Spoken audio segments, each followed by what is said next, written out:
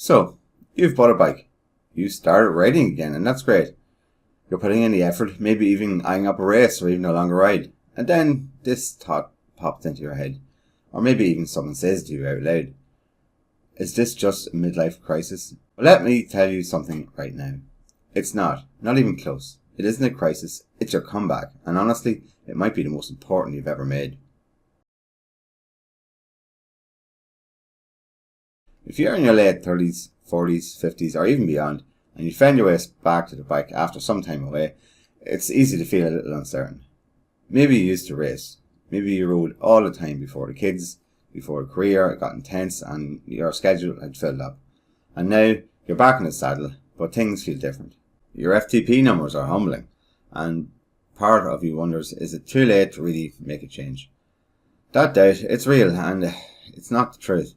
It's a choice to reclaim your health, your energy, your drive. Not like the way it was before, but it may be even better. More grounded, more focused, and more sustainable. Look, I know what it's like. We've all been sold the idea that once you hit a certain age, you're supposed to slow down. That pushing yourself physically, especially if you're a parent or have a full-time job, is somehow selfish and foolish and some kind of denial. But what if that's wrong? What if the real crisis isn't getting back on the bike, but giving up on the part of you that wants to grow? What if this season of your life isn't about fading out quietly, but about stepping into something stronger? Because here's the truth. You're not chasing your 25-year-old self.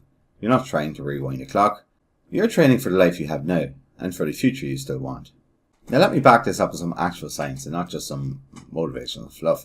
Yes, your body changes with age. VO2 max, for example. Your body's ability to use oxygen does gradually decline, but it doesn't mean that it vanishes completely. And it sure as hell doesn't mean that you're done. A study published in Sports Medicine looks at what are called masters athletes, people who continue to train into their 40s, 50s, or even their 70s, and found that consistent endurance training helps preserve cardiovascular function, muscular performance far beyond their sedentary peers. Not slightly either, it's significantly. And here's something even better. High intensity interval training, the kind of work that you can do for just 30 to 45 minutes, has been shown to deliver massive fitness gains in older athletes. And we're talking improved endurance, better fat metabolism, and real strength at a cellular level. So no, you don't need 12 hours per week. You need smart structure, consistent effort, and recovery that actually respects your life schedule. The reason the bike matters now isn't just performance, it's what it gives you back. It's the clarity, it's the quiet, it's the feeling that you're doing something that's just for you in a world where everyone seems to want something from you. You clip in for an hour and you're not answering emails, you're not negotiating bedtimes or deadlines, you're not buried under noise, you're just riding, you're breathing, and you're reminding yourself that you're still alive and still moving forward. And for a lot of people, that's not a workout, that's therapy. Now look, I get it. You might feel a little self-conscious about riding again. You see younger cyclists flying past you on the grip ride, your jersey fits tighter than it used to, and you wonder if people are judging you for trying too hard. But let me be very clear. They don't matter. This isn't about being impressive. It's about being in motion, and it's about saying, I'm not done growing yet. And if that makes someone else uncomfortable, then that's their problem.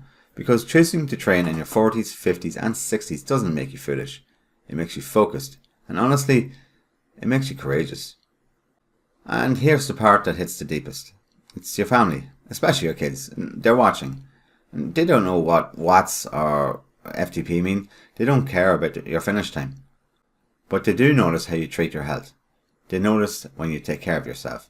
They notice when you make time for your goals. And what you're teaching them, without saying a word, is aging doesn't mean giving up. It means adapting. It means leading by example. It means showing them what growth looks like, even when it's not convenient.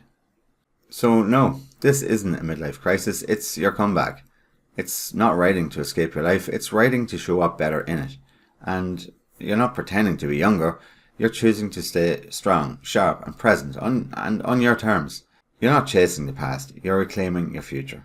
If this hit home with you today, then please drop a comment below that says, this is my comeback. Let's build a community of cyclists who are in this season of life and still charging forward. Subscribe if you want real-world coaching, mindset shifts, and training tools that actually fit your life. And remember, you're not done. You're just getting started again, and in a smarter way.